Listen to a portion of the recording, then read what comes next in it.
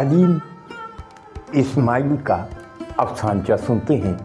उन्वान है और मंटू शर्मा गए। सलमा ने बेटे के हाथों से किताब छीन कर शौहर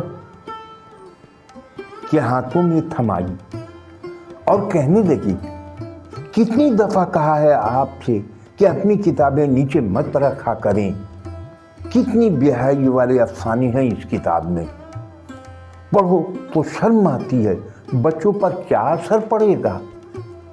सलीम ने किताब को देखा जिसके सरवर पर सादत हसन मंटो की बड़ी सी तस्वीर थी और तस्वीर के नीचे लिखा था मंटो के बदनाम अफसाने। सलीम सोफे पर बैठा था और उसके सामने टीवी पर फिल्म चल रही थी। अचानक हीरो हीरोइन का बेड सीन शुरू हो गया। किसी के माथे पे शिकन नहीं आई, किसी ने दांतों तली उंगली भी नहीं दबाई।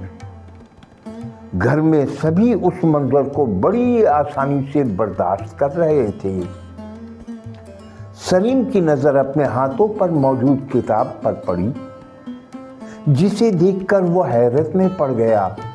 फिर उसने टीवी पर चल रहे प्यार के सीन को देखा और दोबारा किताब देखने लगा। मंटो की तस्वीर शर्मा रही थी। और अब मैं अपना ही एक अफसानचा सुनाता हूँ। उन्वान है नया मुआवजा। सुपरमार्केट से बाहर निकला था कि कदम ठिठक गए। एक बड़ी भी बड़ा सा थैला उठाए फुटपाथ पर पहुंची ही थी कि लड़खड़ा कर गिर पड़ी। सामान इधर उधर बिखर गया। 2-3 लोग आगे बढ़े, सामान जमा करने में मदद की। कई एक आवाज़ें जिनमें कुफ्त छुपी थी उभरी, अम्मा क्या ज़रूरत है इतना वजन उठाने की।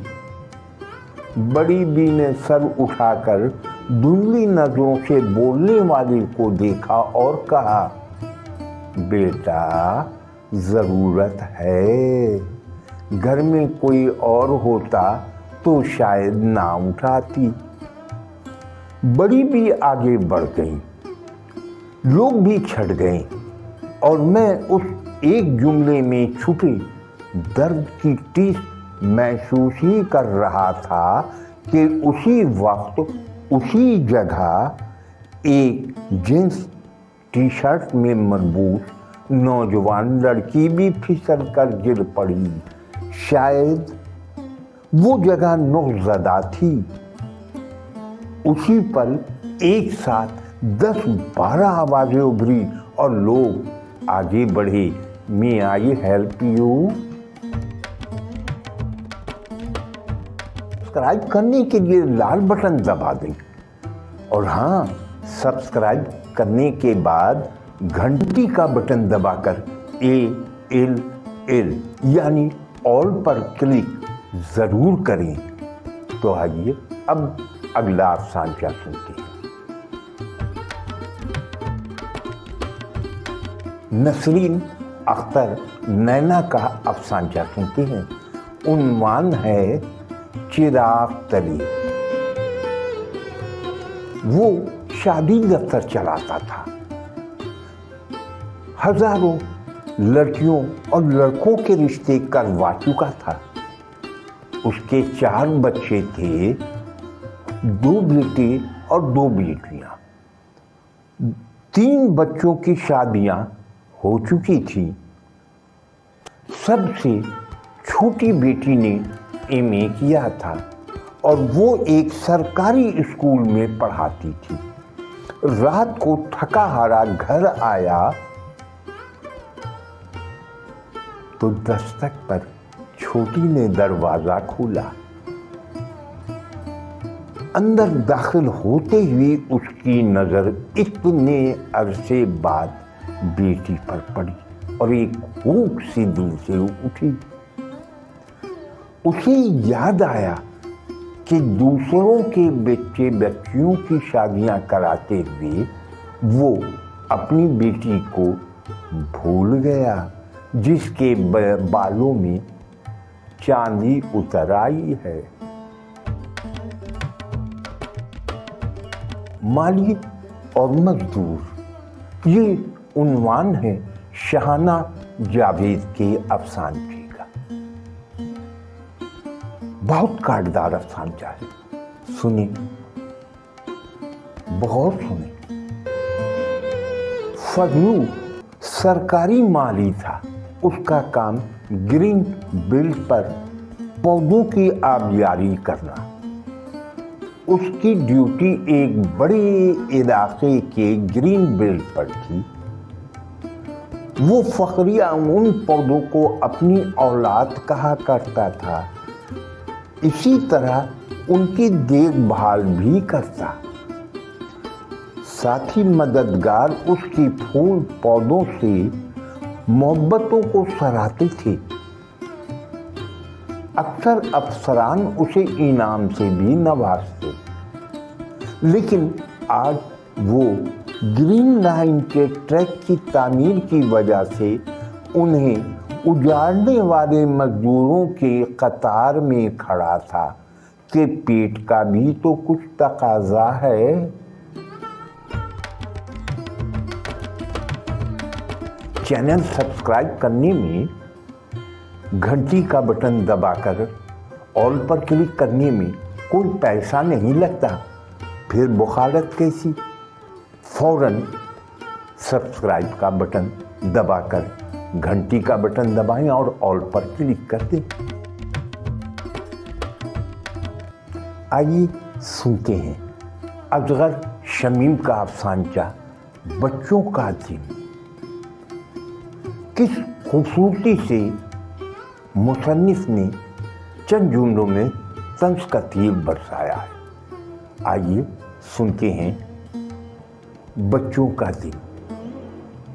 امی، آج ہم لوگ یہاں کے پروگرام کے لیے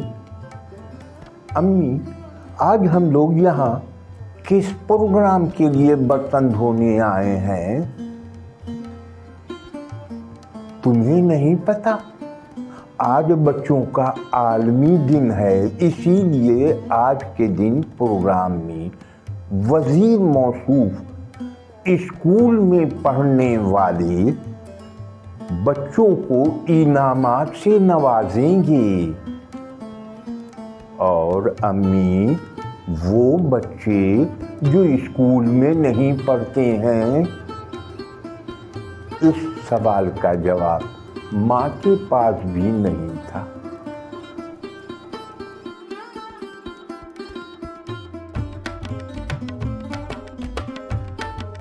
صدف جاوید کا افسانچہ سنتے ہیں، عنوان ہے زباں بندی۔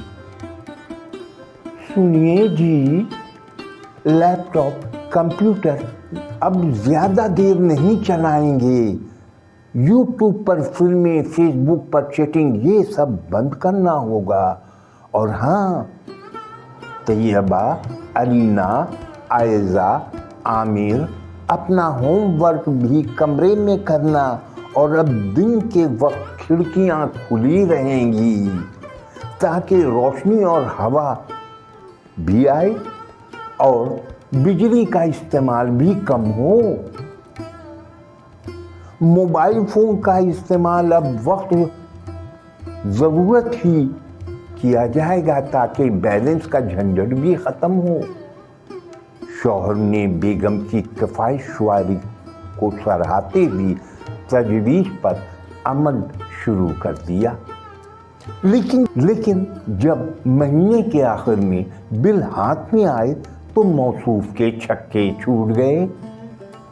عالیہ، یہ کیا ہے؟ پارلر کا بل ہے، بیوی نے شان بے نیازی سے جواب دیا۔ مگر اتنا زیادہ؟ مجھے اس کی کیا ضرورت، لیکن آپ کے لیے میک اپ کرانا پڑتا ہے۔ زوجہ محترمہ کی معصومانہ جواب میں شوہر کی زبان بندی کر دی۔